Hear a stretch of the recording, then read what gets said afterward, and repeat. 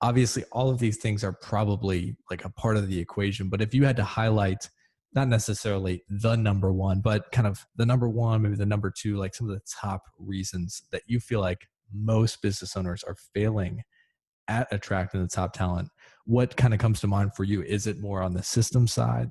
There's not a good system, they're not ready to scale, or is it more on the virtue and ethics side, or is it more on the brand and kind of the culture, like the fun, energized company culture, or something else?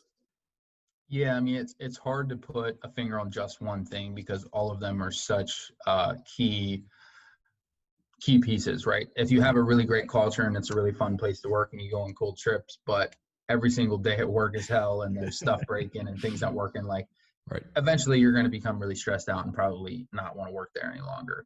And if everything's great and the great company and all these things, but there's really no team spirit and there's no mission or drive. Like people want to be a part of something bigger than just money too, and that's an important key too. But I think one of the common problems that I see roofing companies specifically doing is just kind of this approach of throw mud against the wall and see what sticks. They Right. kind of, it's that same stigma of what they do with their clients is what they do with their guys.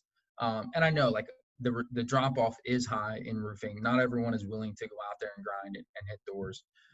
But if you're just kind of, if you're giving a half-assed effort and approach to it, that's probably why they are too. If you're not providing the right support, if you don't actually care about your guys, if you don't have the right training in place, like the training seems like such a basic thing that every company would have. But I've seen multi-million-dollar companies that don't have adequate training systems in place, and they just kind of expect people to go out and figure it out. Like that's not a plan to win. That's not even a plan. So like if you're failing to plan, you're planning to fail. So Right. having the right training in place too is critical.